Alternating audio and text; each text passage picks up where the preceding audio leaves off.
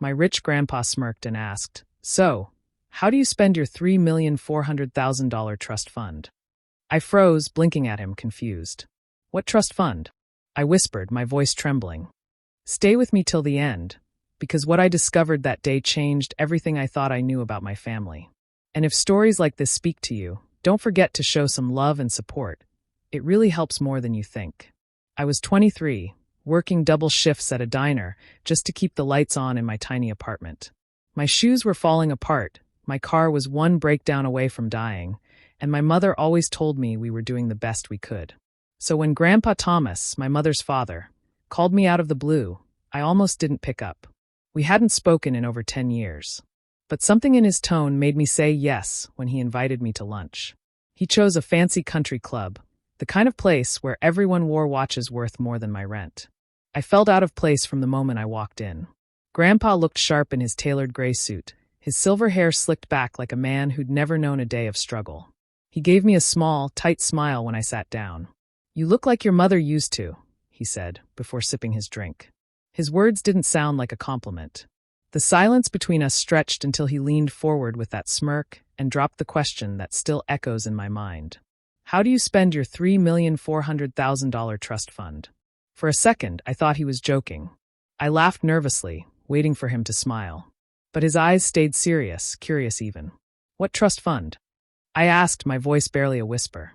He frowned, as if I'd said something ridiculous. "The one I set up for you when you were a child. Your mother never told you." My stomach twisted. No, she hadn't.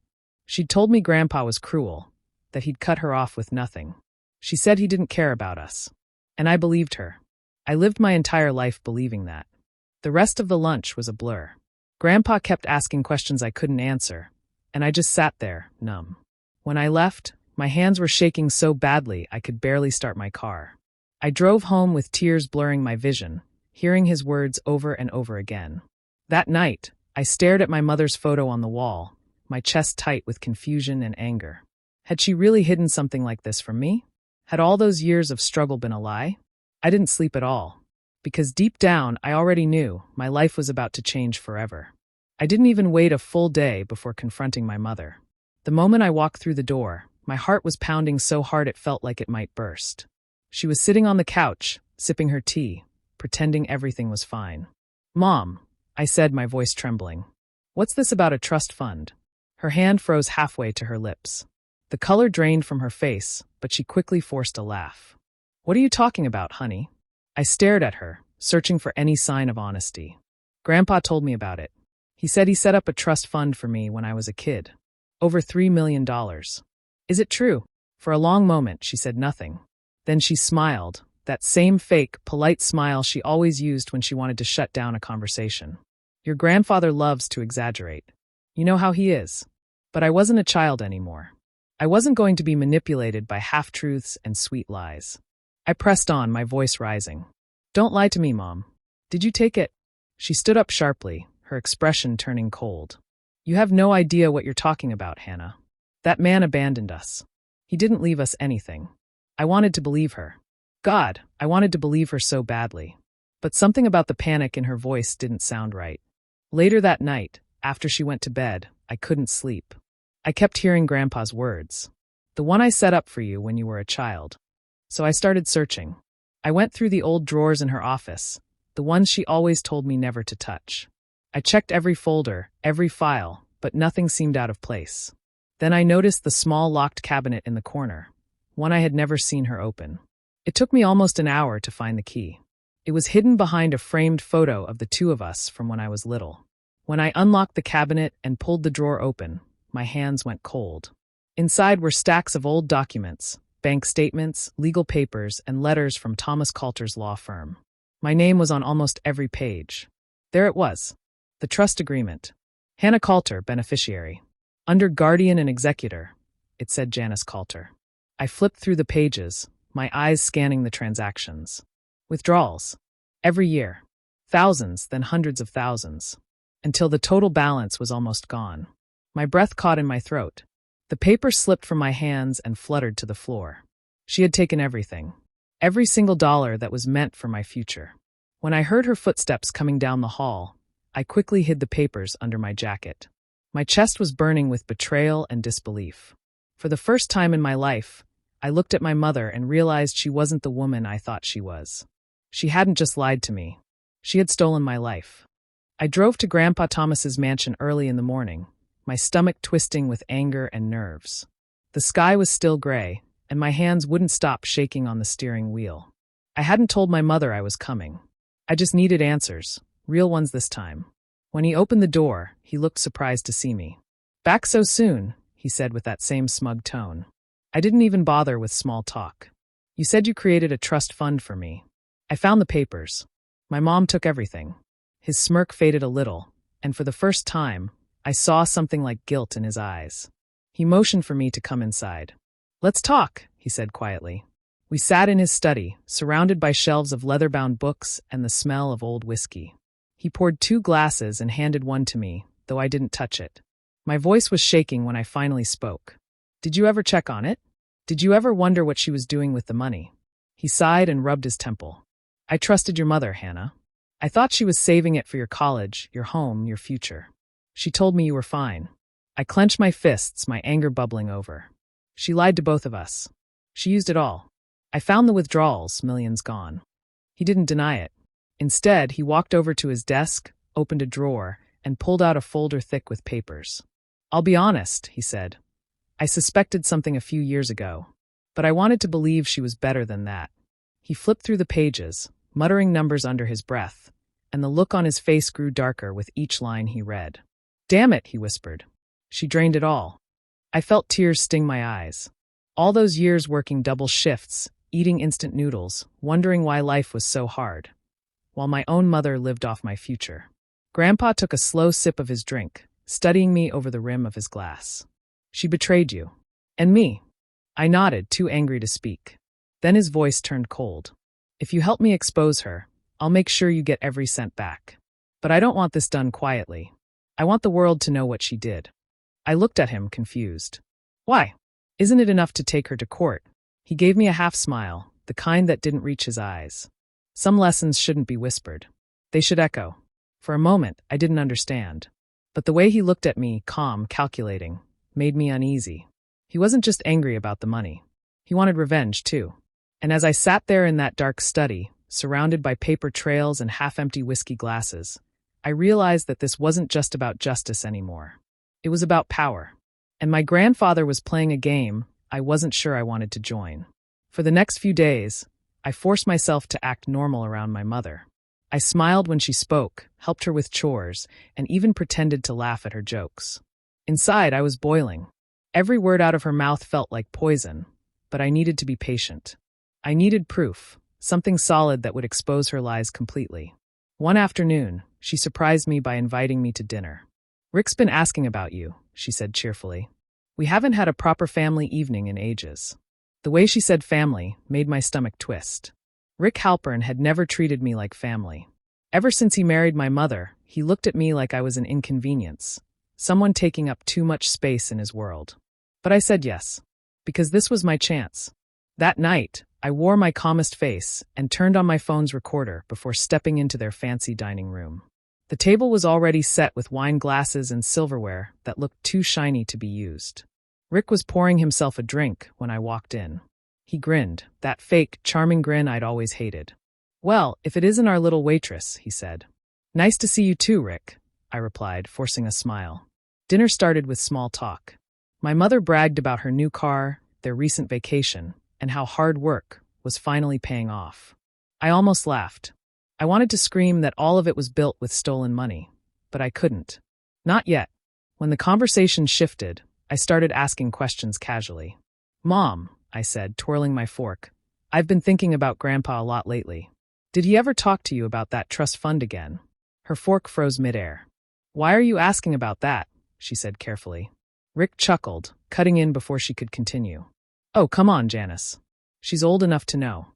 You didn't steal it. You just borrowed it." My heart stopped.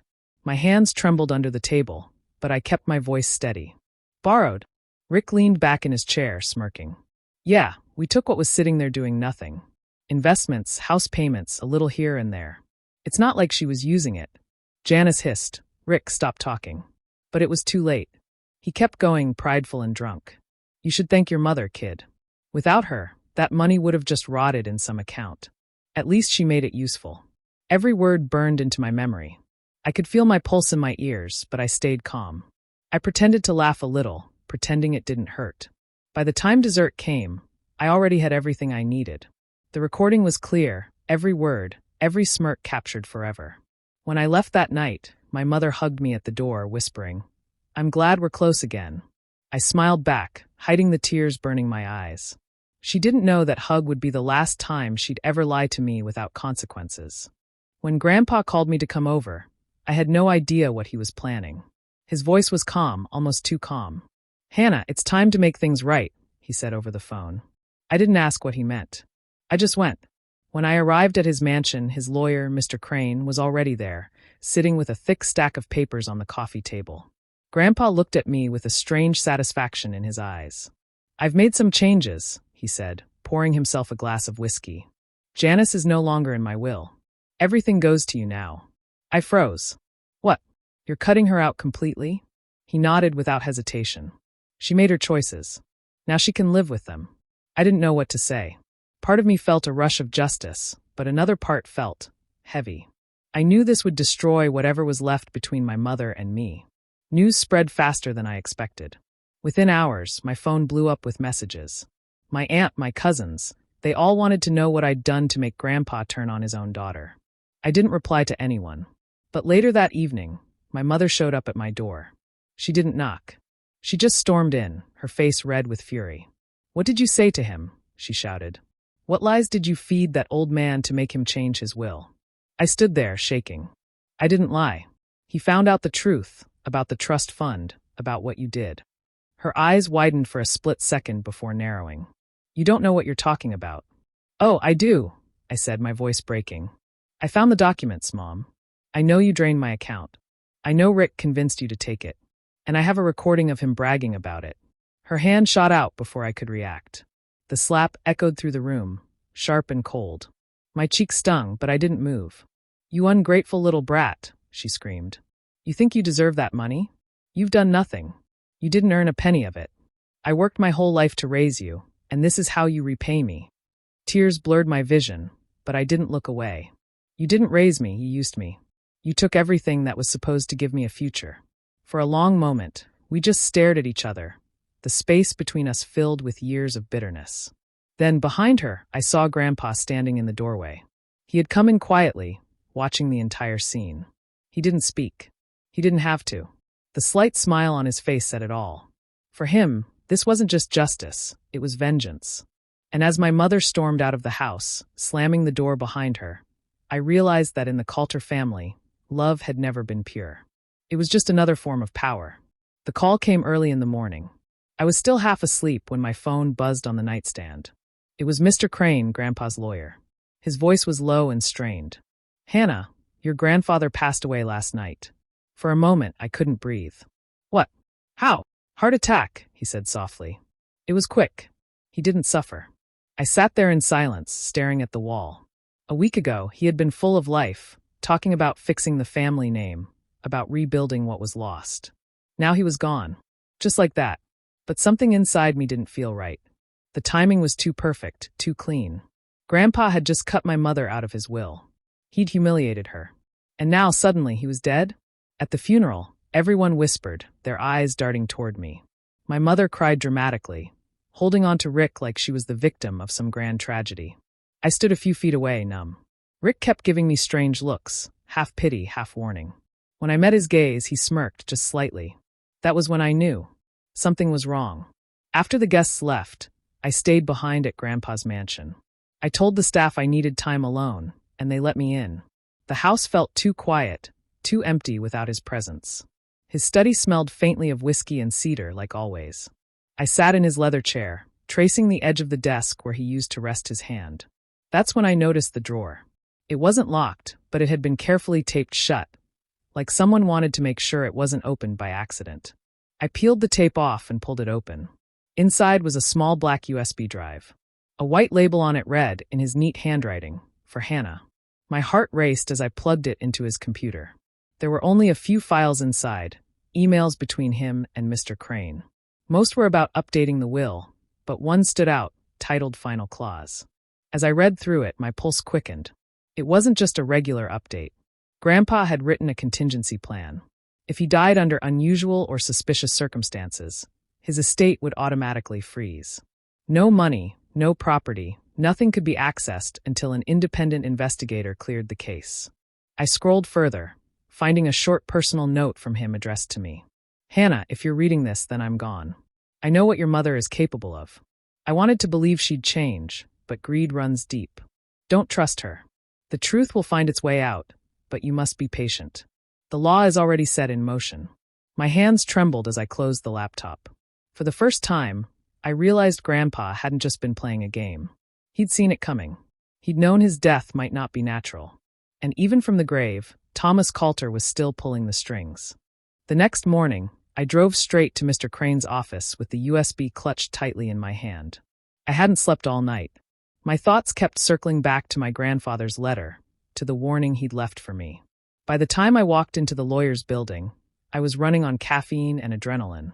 Mr. Crane looked older than I remembered, his white hair sticking up slightly, his glasses perched on his nose. When he saw me, he gave a tired, sympathetic smile. I was expecting you, he said quietly. Your grandfather always said you were the one person in this family with a good heart. I handed him the USB without saying a word. He plugged it into his computer and began reading the files, scrolling slowly. The silence stretched between us until he finally leaned back in his chair and let out a long breath. Well, he said, adjusting his glasses. Thomas was a clever man. This clause, this changes everything. What does it mean exactly? I asked, trying to keep my voice steady. He turned the monitor toward me. It means your grandfather's estate, his accounts, properties, assets, everything is frozen. No one can touch it, not even your mother, until an independent investigation confirms his death was natural. If foul play is suspected, the estate stays in legal custody until the case is resolved. I blinked, barely believing what I was hearing. So she can't get anything? Not a dime, he said.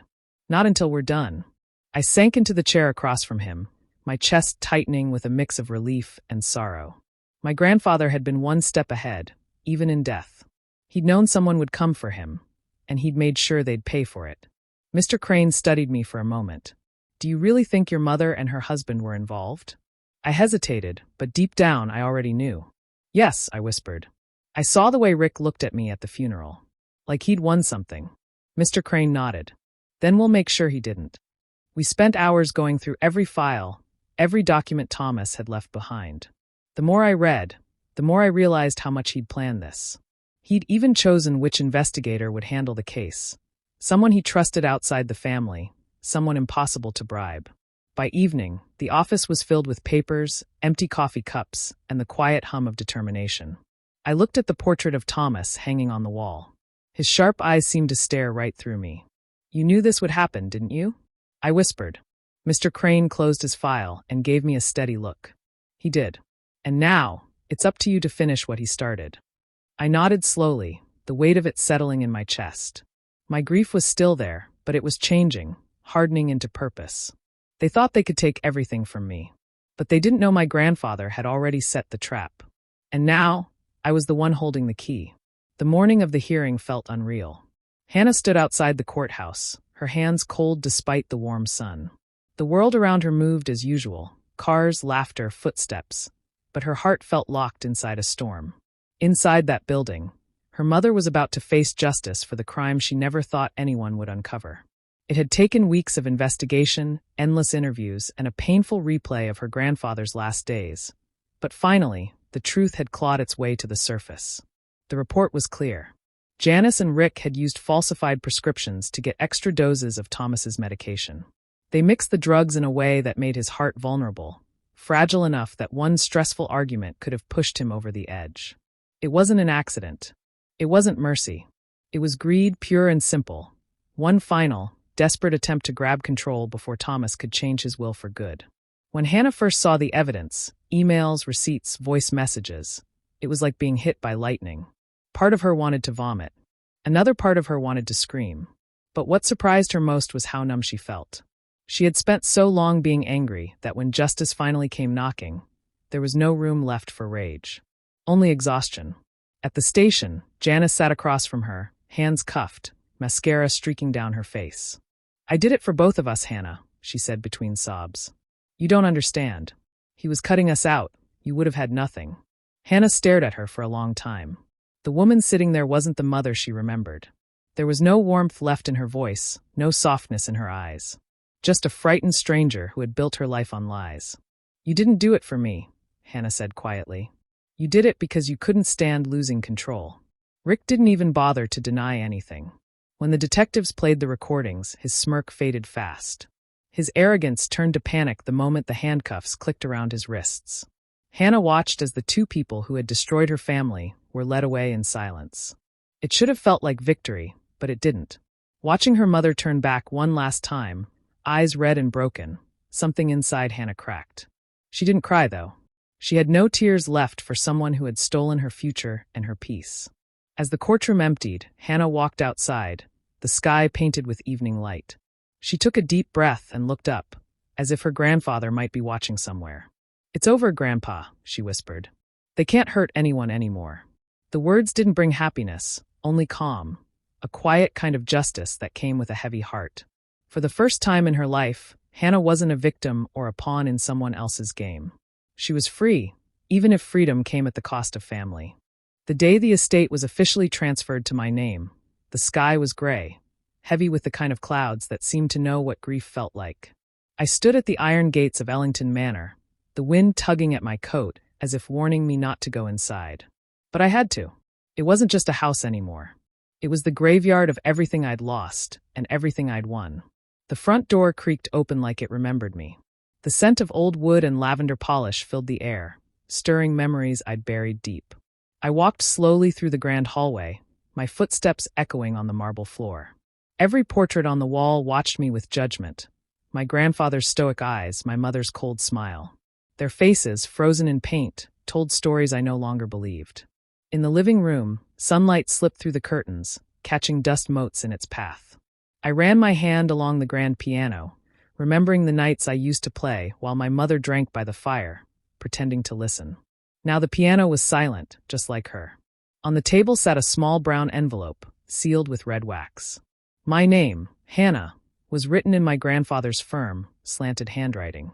Mr. Crane had left it there for me that morning, saying only, "He wanted you to have this when it was all yours." My fingers shook as I broke the seal. Inside was a handwritten letter, the ink faded but still legible. "My dearest Hannah, if you're reading this, it means the house has finally found its rightful owner. I can only hope that justice, in its imperfect way, has been done. I failed your mother. I gave her wealth without wisdom, comfort without conscience. And in doing so, I planted the seeds of greed that destroyed us. You deserved better, not the silence, not the secrets, not the inheritance of ashes I've left behind. Promise me one thing. Do not let bitterness build another empire here. Break the cycle. Use what's left not to avenge, but to rebuild. With love and regret. Grandfather." I pressed the letter to my chest and sank onto the old sofa. The tears came quietly, not violent sobs, but a steady ache that rolled through me like rain. For the first time, I wasn't angry, just tired. Later, I walked through each room. The library where he'd read to me as a child, the garden where my mother once laughed before greed changed her face. Everything felt both haunted and holy. As I stood on the balcony overlooking the overgrown estate, I whispered, "I will, Grandpa. I'll break it." The wind moved through the trees, almost like an answer. For the first time in years, the house didn't feel cursed. It felt quiet, peaceful. Maybe that was what victory really looked like, not fireworks, not applause. Just peace after the storm. The lake was calm that evening, a sheet of gold and silver as the sun sank low behind the pines. I sat on the porch of the small cabin, my bare feet resting on the wooden steps, and breathed in the quiet. For the first time in years, I didn't feel like I was waiting for something bad to happen. There were no lawyers calling, no court dates looming, no ghosts whispering from the walls of Ellington Manor. Just me, the water, and the wind. I had sold most of the estate months ago. The old mansion, the cars, even the art that once hung in those heavy halls, all gone. The money from the sale could have made me rich again, but I didn't want that life. I'd seen what wealth did to people. I'd seen what it did to my mother. So instead of building empires, I built peace. This cabin had belonged to my grandfather once, his secret retreat, the place he came to when he needed to remember who he was before the money, before the power. I found the deed in one of his old files, tucked beside family photos and a note that simply said, "Where it all makes sense." I didn't fully understand it then, but now I did. Out here, the air was clean, the nights were silent, and no one cared about last names or legacies. During the day, I took online classes in business law. It felt right, learning how to protect people from the kind of betrayal that had nearly broken me. I wanted to help others who trusted the wrong hands, just like I had. My professor once said, "The best lawyers are born from the worst losses." Maybe he was right. Sometimes, when the nights grew long and the stars looked like tiny fires over the water, I thought about my mother. She was still in prison, serving her sentence quietly. I didn't hate her anymore. I didn't love her the way I once did either. I just understood her now. Greed had been her language, and forgiveness mine. I reached for the old letter I kept folded in a small wooden box. The edges were soft from being read so many times. My grandfather's handwriting, steady and strong, stared back at me. I read the last line again, the one that always caught my breath. "Promise me you'll break the cycle." I smiled faintly, whispering to the wind, "I didn't lose everything, Grandpa. Just what I didn't need." The water rippled as a soft breeze passed. Somewhere in the distance, a bird called, and the echo carried across the lake. The sun slipped behind the trees, painting the sky in shades of orange and violet. For once my heart was still. No revenge. No anger. Just peace, quiet, honest, earned peace. And that, I realized, was the real inheritance all along. Do you think Hannah made the right choice by walking away from her past and starting over? Or should she have tried to rebuild what was left of her family? Share your thoughts in the comments. I'd love to hear your take. And if stories like this speak to you, don't forget to like, subscribe, and turn on the notification bell so you never miss the next one.